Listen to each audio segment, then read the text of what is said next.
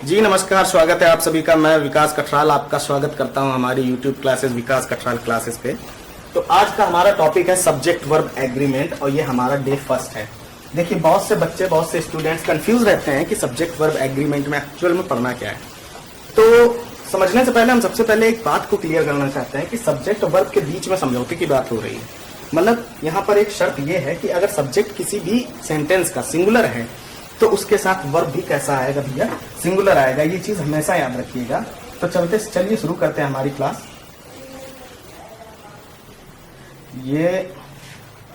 Okay, तो हमारा first topic आज का जो है सब्जेक्ट वर्ब एग्रीमेंट। आपने सब्जेक्ट के बारे में पढ़ा होगा, तो हम उस टॉपिक को और भी ज्यादा ब्रॉड में आगे की क्लासेस पे डिस्कस करेंगे। आज सब्जेक्ट वर्ब एग्रीमेंट की बात हो रही तो उसको आता है। अगर सब्जेक्ट किसी भी सेंटेंस का कैसा है, सिंगुलर है, तो ये वर्ब भी भैया हमेशा अपने साथ कैसी लेगा, सिंगुलर लेगा। इतनी बात ध्यान रखिएगा। और अगर सब्जेक्ट आपका कैसा है, प्लूरल है, मतलब एक से ज्यादा है, तो वर्ब भी ये अपने साथ कैसी लेता है, प्लूरल। ओके, अब आपको इतनी बातें पता होगी कि सब्जेक्ट सिंगुलर किन्हें कहते हैं। कोई भी अगर सिंगल नाउन को रिप्रेजेंट कर रहा हो, या ही, सी, इट, ये आपके क्या है, सिंगुलर सब्जेक्ट्स हैं। और फिर इसके अलावा आपका first person and second person, I, we, you, और थर्ड पर्सन का प्लूरल ते, ये आपके क्या है, प्लूरल पर्सन है, प्लूरल सब्जेक्ट में आते हैं और ये अपने साथ प्लूरल वर्ब लेते हैं। ओके, तो हम शुरू करते हैं आज का हमारा पहला क्लास और आपको बताते हैं कि किन चीजों को कैसे छांटना है, क्योंकि क्वेश्चन इस टाइप से नहीं पूछा जाएगा एग्जाम में, वो थोड़ा हाई लेवल होगा। तो चलिए उन पे बढ़ते हैं।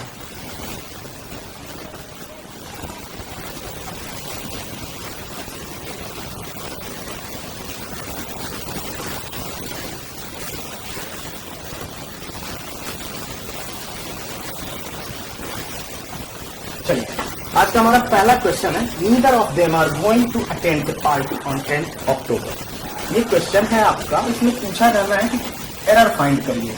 आपको एरर फाइंड करने के लिए सब्जेक्ट वर्ब एग्रीमेंट का क्वेश्चन है। आपको पहले पता होना चाहिए कि सब्जेक्ट सिंगुलर है या प्लूरल, फिर उसके अकॉर्डिंग वर्ब को लगाना। देखिए, neither of them are going to attend the party on 10 October. Neither आता है भैया दो के लिए, कितना, दो आपका चाहे पर्सन हो या थिंग्स हो, इसके लिए आता है आपका क्या, नीदर। अब यहाँ पर कहा जा रहा है नीदर ऑफ देम। अगर ईदर लिखा होता है यहाँ पर, तो ईदर का मतलब होता है दो में से एक, दो में से एक। बट नीदर का मतलब ठीक इसका उल्टा होता है, दो में से एक भी नहीं। नीदर का मतलब क्या होता है, नीदर का मतलब होता है दो में से एक भी नहीं। तो सुनिएगा, ये लिखा है नीदर ऑफ देम, मतलब उनमें से, वो जो दो हैं, ये देम रिप्रेजेंट कर रहा है नीदर के अकॉर्डिंग दो पर्सन को, और उन दोनों में से एक भी नहीं। Are going to attend the party लिखा है, आर आता है प्लूरल के लिए, बट दोनों में से एक भी नहीं, मतलब एक पर्सन की बात हो रही, तो यहाँ पर इज लगेगा। क्या लगेगा, सिंगुलर सब्जेक्ट है तो ये सिंगुलर वर्ब लेगा। तो neither of them is going to attend the party on 10 October, ये रहा आपका करेक्ट आंसर। और इसके बी पार्ट में आपका क्या था, एरर था बच्चा। ओके, चलिए अब बढ़ते हैं अपने नेक्स्ट क्वेश्चन की तरफ। नेक्स्ट क्वेश्चन हम उठा लेते हैं second. He walked 5 miles which are really a great distance. देखिए, यहाँ पर लिखा है कि वह चला कितना, 5 miles which are really a great distance. देखिए, बोला जा रहा है कि वो 5 मील चला, जो कि वास्तव में क्या है, बहुत बड़ी दूरी है। तो अब सुनिएगा, दूरी जब भी बात किसकी आ जाए, दूरी की, डिस्टेंस की, तो डिस्टेंस चाहे 1 किलोमीटर हो, 1 माइल हो, ये बच्चा आपका सिंगुलर है। अब चाहे 1 के बजाय 1000 किलोमीटर हो जाए, तो ये डिस्टेंस सिंगुलर में ही गिनी जाएगी। किसमें गिनी जाएगी, मतलब इसकी काउंटिंग बढ़ने से आप इसे प्लूरल कभी नहीं बना सकते। तो जितनी भी आपकी डिस्टेंस होती है वो सारी की सारी सिंगुलर होती हैं। तो यहाँ पर जो लिखा he walked 5 miles which are really a great distance, तो यहाँ पर आर गलत है। मीन्स यहाँ पर क्या होना चाहिए, he walked 5 miles which is really a great distance. और यहाँ पर देखिए आ लिखा है, आपको यहीं से पता हो जाना चाहिए कि ये सब्जेक्ट कैसा है, सिंगुलर है। ओके गाइस, चलिए बढ़ते हैं हमारे थर्ड क्वेश्चन की तरफ। एंड थर्ड क्वेश्चन इज, लिखा है each of the students in the computer class has to type their own research paper this semester.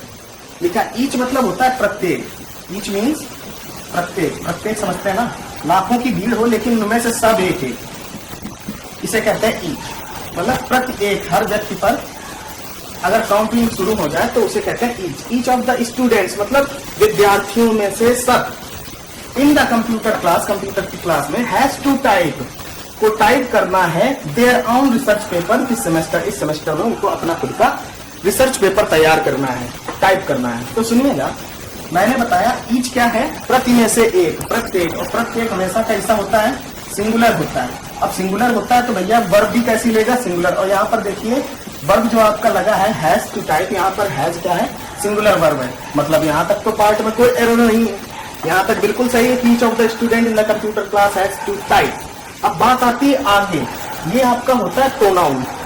Okay, तो देयर भैया आता है प्लूरल के लिए। देयर किसके लिए आता है, प्लूरल सब्जेक्ट का पजेसिव, बट यहाँ पर सब्जेक्ट सिंगुलर है तो यहाँ पर पजेसिव केस देयर नहीं आएगा, हिज आएगा। क्या आएगा कि प्रत्येक बच्चे को, प्रत्येक स्टूडेंट को कंप्यूटर क्लास में अपना अपना क्या करना है, अपना अपना पेपर तैयार करना है, टाइप करना है। तो भैया प्रत्येक की बात हो रही तो हर बच्चा अपना करेगा, तो ही का जैसे बच्चा हिज होता है तो यहाँ पर भी सेम उसी तरह से ईच है जो कि सिंगुलर को रिप्रेजेंट कर रहा है, और इसका पजेसिव केस भी सिंगुलर ही होगा, जिसे आप इंग्लिश में हिज लिखोगे। क्या लिखोगे, ये रहा आपके सामने। ओके, चलिए बढ़ते हैं हमारे नेक्स्ट क्वेश्चन की तरफ। And next question is either of my colleagues, either my colleague, लिखा है either my colleague or a peon are coming home with the material today. बोला जा रहा है या तो मेरा सहकर्मी, ईदर और, सबसे पहले इसको समझिए, ईदर डैश डैश डैश और, इसका मतलब होता है या तो, या फिर, या तो, या फिर। सुनिएगा, लिखा है ईदर माई कलीग, या तो मेरा सहकर्मी, और या तो अ प्यून, एक चपरासी, आर कमिंग होम, कहाँ आ रहे हैं, घर आ रहे हैं। तो भैया या तो एक चपरासी आने वाला है या तो एक कलीग आने वाला है। तो भैया दोनों में से एक आएगा, एक आएगा, मतलब जो आने वाला है वो सब्जेक्ट कैसा है, सिंगुलर है, और सिंगुलर है तो वर्ब अपने साथ कभी भी प्लूरल नहीं लेगा। यहाँ पर गलती आपके बी पार्ट में है, इज होना चाहिए। मतलब either my colleague or a peon is coming home with the material today. आपका क्वेश्चन राइट हो गया। ओके, चलिए बढ़ते हैं हमारे नेक्स्ट क्वेश्चन की तरफ। नेक्स्ट क्वेश्चन है many a man have succumbed to this temptation. क्या लिखा है, many a man have succumbed to this temptation. तो सुनिएगा, यहाँ पर बात हो रही है मैनी अ मैन, कितने लोग की बात हो रही है, कईयों में से एक व्यक्ति, कईयों में से एक व्यक्ति। हैव स्कम्बल्ड नहीं, क्योंकि एक व्यक्ति है तो भैया वो सिंगुलर है, और सिंगुलर की जो वर्ब होती है हैज और हैव में, ये आपका हैव होता है जो कि वर्ब का फिफ्थ फॉर्म है। यहाँ पर आप हैव काटेंगे, यहाँ पर आपका आंसर क्या होगा, हैव स्कम्बल्ड। ओके गाइस, चलिए आई होप आपको समझ में आ रहा होगा, इजी है। चलिए, ये हमारी फर्स्ट क्लास है, अच्छे से आप समझते चलिएगा, आगे और भी मटेरियल मिलते रहेंगे विद एग्जांपल्स। आपको एक एक एग्जांपल में हर चीज को क्लियर करते चलेंगे। तो नेक्स्ट क्वेश्चन है the introduction of tea, coffee and such other beverages have not been without some effect. Means यहाँ पर बात क्या हो रही, सुनिए। जब भी आप एग्जाम में बैठे हैं, आपको एग्जाम के जो आपका सेंटेंस है उसको ट्रांसलेट नहीं करना है। ट्रांसलेट करेंगे तो उसमें समय बर्बाद होगा, आपका ही नुकसान है। तो ट्रांसलेट करने के बजाय उसकी चीज को पकड़िए। चीज पकड़ने पे आता है तो लिखा है the introduction of tea, coffee and such other beverage have not been without some effect. तो देखिए यहाँ पर अलग अलग चीज की बात हो रही है। टी अलग है, टी का परिचय, इंट्रोडक्शन, कॉफी का अलग इंट्रोडक्शन, और भैया अदर बेवरेज जो भी आपके हैं उनका अलग इंट्रोडक्शन। मतलब सभी के सभी सेम, वही सेम कंडीशन बन गई ईच वाली। प्रत्येक क्या होता है, प्रत्येक, जैसे सब में एक एक की बात हो रही, तो भैया ये सब में एक एक है, और यहाँ पर एक एक है तो सिंगुलर होगा, तो यहाँ पर आपका आंसर होगा have not been without some effect. Clear, आपका यहाँ पर हैव जो है गलत है, और आपके सी पार्ट में क्या है, एरर है। चलिए बढ़ते हैं हमारे नेक्स्ट क्वेश्चन की तरफ। सुनिएगा, नेक्स्ट है the newer type of automatic machine wash clothes faster. बोला जा रहा है जो नए तरीके की मशीनें हैं, ऑटोमेटिक मशीन, वो कपड़े धोती हैं कैसे, तेज। जो नए तरीके की मशीनें हैं वो कपड़े तेज धोती हैं, बात यहाँ पर ये हो रही है। तो एक बात सुनिए, यहाँ पर जो सब्जेक्ट है आपका, ये सबसे पहले देखिए जहां भी ये प्रीपोजिशन मिल रहा है, प्रीपोजिशन वाला पार्ट कभी भी सब्जेक्ट नहीं हो सकता है, इस बात को याद रखिए। सब्जेक्ट को डिस्क्राइब करने के लिए आया है, इसे सब्जेक्टिव केस कहेंगे। और इसके अलावा मतलब प्रीपोजिशन के बाद वाला पार्ट अगर सब्जेक्टिव केस है तो भैया सब्जेक्ट क्या है, सब्जेक्ट आपका ये है जो कि प्रीपोजिशन से जस्ट पहले है। द न्यूअर टाइप, नए टाइप की बात करी जा रही हो तो नया टाइप भैया कितना है, एक है, सिंगुलर है। सिंगुलर है तो भैया वॉश नहीं वॉशेज, क्या हो जाएगा, वॉशेज। Clear, okay. अगर देखिए वॉश क्या होता है, वर्ब का फर्स्ट फॉर्म, और वॉशेज क्या होता है, वर्ब का फिफ्थ फॉर्म। तो वर्ब का फिफ्थ फॉर्म आपका कैसा होता है, सिंगुलर होता है, और वर्ब का फर्स्ट फॉर्म हमेशा प्लूरल होता है। ओके, तो आप ध्यान दीजिएगा यहाँ पर लिखा है द न्यूअर टाइप, जो मशीनों का नया प्रकार है भैया, क्या है, नया प्रकार। वो नया प्रकार सिंगुलर है, उसके हिसाब से वो जो नया प्रकार कपड़े धोता है वो कैसे फास्ट धोता है। आप वॉशेज नहीं करोगे, आप वॉश नहीं करोगे, यहाँ पर आपका आंसर क्या हो जाएगा, वॉशेज। क्लियर, चलते हैं हमारे नेक्स्ट क्वेश्चन की तरफ।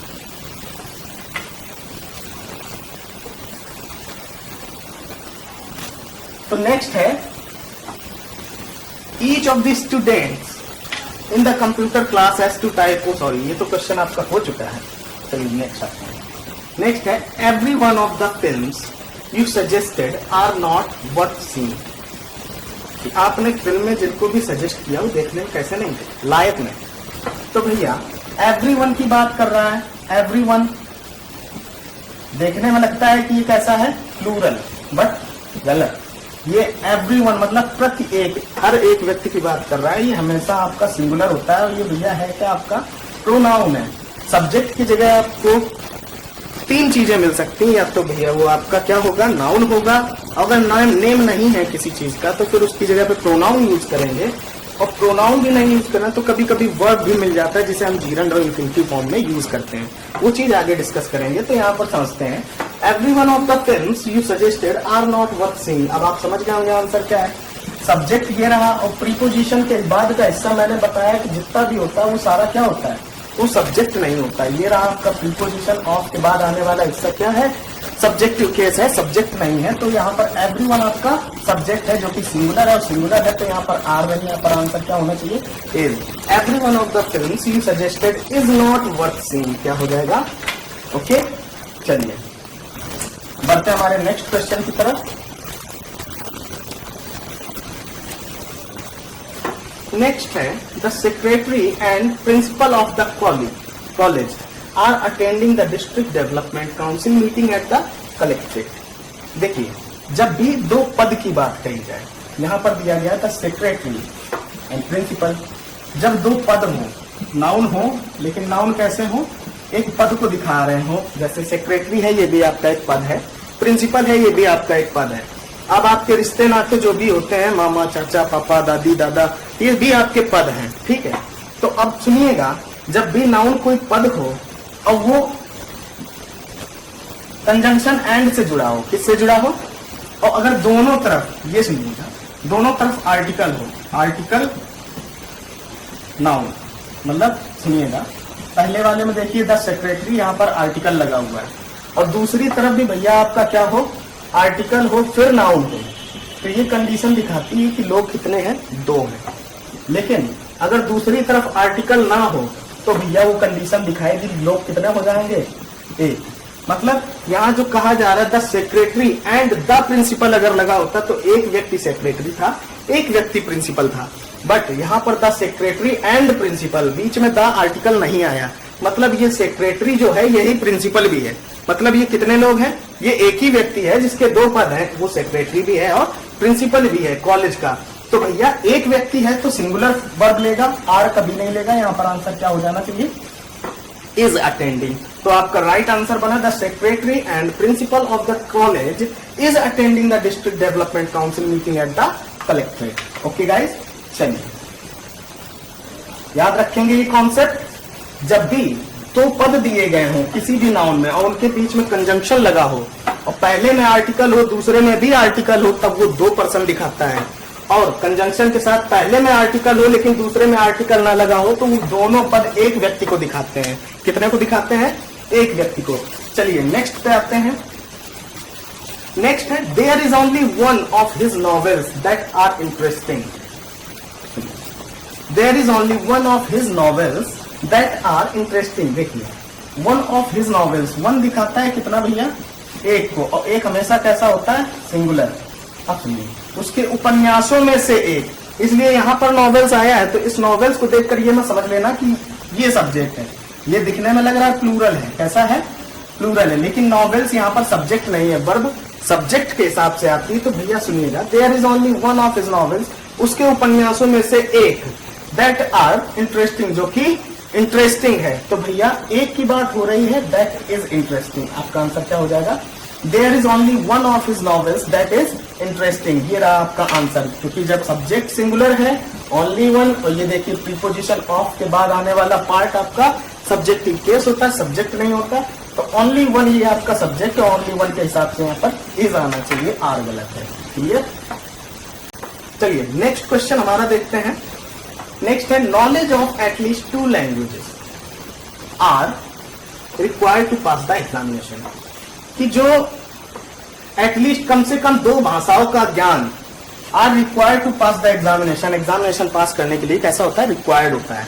तो भैया यहाँ पर सुनिएगा, आपने जैसे ही देखा प्रीपोजिशन ऑफ लगा, ऑफ के बाद आने वाला हिस्सा कभी सब्जेक्ट नहीं होता, ये सब्जेक्टिव केस हो गया।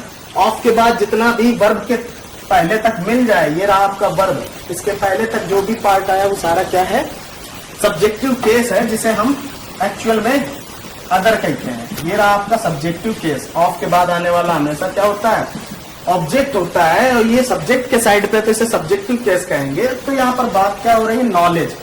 नॉलेज सिंगुलर है या प्लूरल, आपको ये जानना पड़ेगा। तो नॉलेज हमेशा सिंगुलर रहता है, नॉलेज का नॉलेजेस नहीं होता है।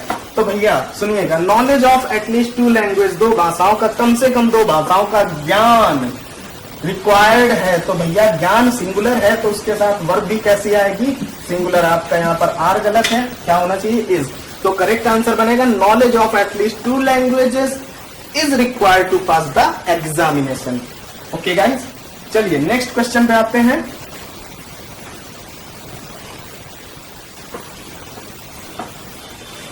नेक्स्ट क्वेश्चन है patience as well as perseverance are necessary for success, no error. तो सुनिएगा, ये एज वेल एज होता है के साथ साथ, के साथ साथ, कि परसिवरेंस के साथ साथ पेशेंस होना क्या होता है, नेसेसरी होता है सक्सेस के लिए। तो भैया जब पेशेंस की बात हो रही है, और ये रहा आपका प्रीपोजिशन, और प्रीपोजिशन के बाद आने वाला हिस्सा मैंने आपको बताया सब्जेक्टिव केस होता है, तो वो तो सब्जेक्ट नहीं गिनेंगे। आपका सब्जेक्ट क्या है, पेशेंस, और पेशेंस सिंगुलर है, तो सिंगुलर के हिसाब से आर नहीं यहाँ पर इज आना चाहिए। क्लियर। ओके, तो आंसर बनेगा patience as well as perseverance is necessary for success. चलिए नेक्स्ट क्वेश्चन पे आते हैं।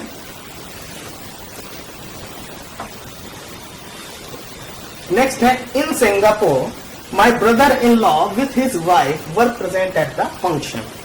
कि सिंगापुर में मेरे ब्रदर इन लॉ और उनकी अपनी पत्नी के साथ, सिंगापुर में मेरे ब्रदर इन लॉ अपनी पत्नी के साथ वर प्रेजेंट एट द फंक्शन। देखिए अपनी पत्नी के साथ प्रेजेंट हुए वो बात अलग है, वो लग रहा है कि प्लूरल है, बट प्लूरल नहीं है।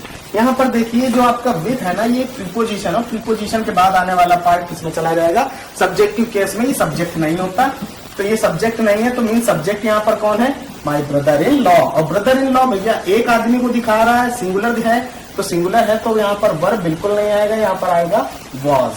कि मेरे जो ब्रदर इन लॉ थे वो कैसे अपनी पत्नी के साथ मौजूद थे। क्लियर। चलिए नेक्स्ट क्वेश्चन पे आते हैं। नेक्स्ट क्वेश्चन है ए hot and a cold spring was found near each other. देखिए ये सेम वैसा ही है जैसा मैंने अभी आपको बताया था, सेक्रेटरी एंड प्रिंसिपल वाला केस, एक क्वेश्चन आपको दिखाया था। तो सुनिएगा, यहाँ पर देखिए 2 नाउन दिए गए हैं जो कि एक कंजंक्शन से जुड़े हुए हैं, तो एंड लगा हुआ है, 2 नाउन है, हॉट एंड कोल्ड स्प्रिंग। ये देखिए एडजेक्टिव है, किसके लिए आए हैं, स्प्रिंग के लिए। तो सुनिएगा, हॉट एंड अ कोल्ड दोनों ही तरफ आपको आर्टिकल मिल रहे हैं। और जब मैंने बताया कि 2 आपके एडजेक्टिव हो, नाउन हो या थिंग हो, पर्सन हो, कुछ भी, अगर 2 हैं वो कंजंक्शन एंड के साथ जुड़े हैं और दोनों में आर्टिकल है तो वो हमेशा कैसा होता है भैया, प्लूरल होता है। अगर दोनों में आर्टिकल है तो वो प्लूरल होता है। अगर एक में आर्टिकल होता और इसमें ना होता तब तो ये सिंगुलर था कि ए hot and cold spring was found near each other, but दो है, ए हॉट एंड अ कोल्ड, तो यहां पर दो की बात हो रही है, दोनों में आर्टिकल है तो यहां पर सब्जेक्ट प्लूरल है तो ये वॉज, वर्ब आपका सिंगुलर कभी नहीं आएगा, यहां पर जैसा सब्जेक्ट वैसी ही वर्ब रहेगी, तो यहां पर वॉज को काटकर हम वर कर देंगे। आपका आंसर आपके सामने, तो आंसर बनेगा a hot and a cold spring were found near each other. Clear? चलिए नेक्स्ट पर आते हैं। नेक्स्ट है either of the roads lead to the park, no error. अभी मैंने शुरू के ही एक क्वेश्चन में बताया था कि ईदर मतलब होता है दो में से एक, ईदर मीन्स दो में से एक। लिखा है either of the roads lead to the park, कि दो सड़कों में से कोई एक पार्क को जाती है, लीड करती है। तो भैया दो सड़कों में से कोई एक है तो वो कैसा है, सिंगुलर है। और सुनिएगा यहां पर लिखा क्या है, वर्ब क्या लिखी है, लीड। जरूरी नहीं इज हमारी लिखे, ये वर्ब का फर्स्ट फॉर्म है। अब लीड का सिंगुलर बनाना है तो भैया लीड्स क्या हो जाएगा, लीड्स, और ये होता है वर्ब का फिफ्थ फॉर्म। तो भैया यहाँ पर सिंगुलर, सब्जेक्ट सिंगुलर है और ये प्रीपोजिशन के बाद वाला हिस्सा आपका सब्जेक्ट नहीं होता, तो इधर सिंगुलर है तो उसके हिसाब से वर्ब भी सिंगुलर आएगी, तो लीड नहीं बच्चा, यहाँ पर आंसर हो जाएगा लीड्स। ओके, सब्जेक्ट सिंगुलर तो वर्ब भी सिंगुलर। आंसर आपके सामने है कि either of the roads leads to the park. Okay, चलिए बढ़ते हैं नेक्स्ट क्वेश्चन की तरफ। नेक्स्ट क्वेश्चन है one of my desires are become a doctor, कि मेरी इच्छाओं में से एक है कि डॉक्टर बनना, मेरी इच्छाओं में से एक है कि डॉक्टर बनना। तो सुनिएगा वन ऑफ माई डिजायर्स बिल्कुल सही है, यहां तक कोई दिक्कत नहीं, लेकिन मैंने आपको अभी भी बताया कि ऑफ एक प्रीपोजिशन है और कोई भी प्रीपोजिशन मिले उसके बाद आने वाला हिस्सा कभी भी सब्जेक्ट नहीं होता, वो सब्जेक्टिव केस है। तो ये तो सब्जेक्ट हुआ नहीं, तो सब्जेक्ट आपका क्या है भैया, वन, और वन मतलब सिंगुलर, वन मतलब सिंगुलर, इच्छाओं में से एक। अब जब एक है तो भैया वर्ब भी सिंगुलर लेगा, आर यहां पर गलत है, आपका आंसर होगा इज। तो बनेगा जाके one of my desires is to become a doctor, कि मेरी इच्छाओं में से एक है कि मैं डॉक्टर बनूं। क्लियर? तो आंसर हो गया। चलिए बढ़ते हैं हमारे नेक्स्ट क्वेश्चन की तरफ।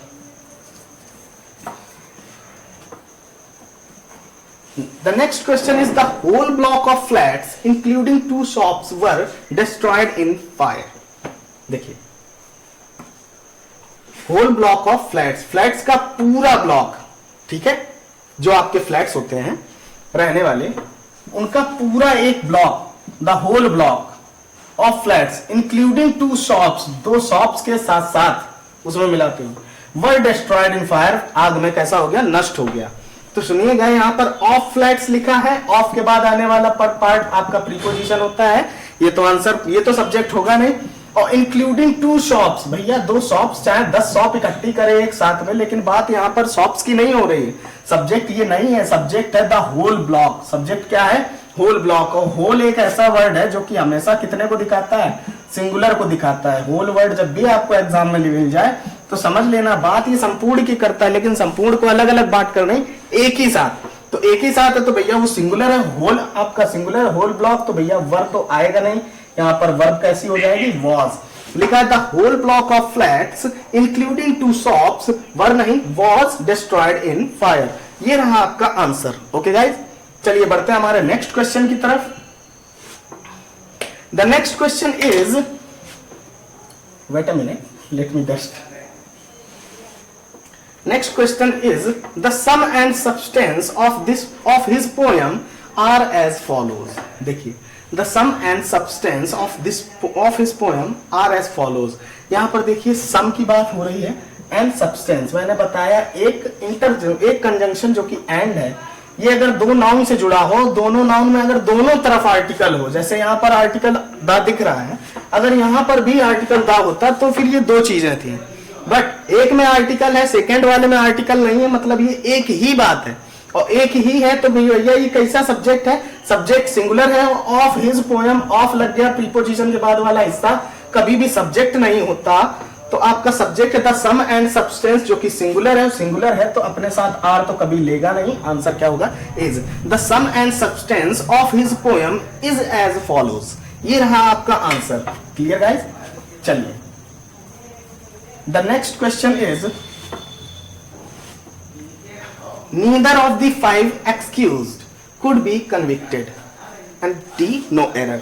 चलिए अब आप यहां पर सोचिए कि बात क्या हो रही है। कहा गया है कि 5 एक्सक्यूजेस में से, ठीक है, कोई भी कन्विक्टेड नहीं बन सका। तो सुनिएगा, नीदर ऑफ द 5 एक्सक्यूजेस, मैंने आपको अभी अभी बताया था कि ईदर भैया कैसे कितने के लिए होता है, ईदर आपका होता है 2 में से 1, 2 में से कोई एक। ऐसे ही बच्चा नीदर इसी का निगेटिव फॉर्म है, जिसका मतलब होता है 2 में से 1 भी नहीं, 2 में से 1 भी नहीं। तो सुनिएगा, यहां पर लिखा है either of the 5 excuses. Excuses कितने बता दिए, एक्सक्यूज कितने बता दिए 5, लेकिन ईदर और नीदर आता है कितने के लिए बच्चा, 2 के लिए। तो यहां पर 5 नहीं है, यहां 2 है, 2 की मीनिंग तो यहां पर चलेगी नहीं। तो मीन्स जब भी 2 से ज्यादा बात हो जाए तो नीदर चेंज हो जाता है नन में। किसमें? अब नन लगा दो, नन 1 के लिए भी आता है, 2 के लिए भी, 10 के लिए भी, 1000 के लिए भी चल जाएगा, लेकिन नीदर आपका सिर्फ 2 के लिए आता है, याद रखिएगा। तो यहां पर आंसर आपका क्या होगा, none of the 5 excused could be convicted, no error. आपका आंसर बन गया ये, none of the 5 excused could be convicted. तो ये रहा आपकी आज की क्लास। ओके गाइस, चलिए ये था आपका सब्जेक्ट वर्ब एग्रीमेंट का डे फर्स्ट। मिलते हैं आपसे नेक्स्ट क्लास में, तब तक आप लोग अच्छे से पढ़ते रहिए, अपना ख्याल रखिए। मिलते हैं हम हमारी नेक्स्ट क्लास में। This is Vikas कठराल।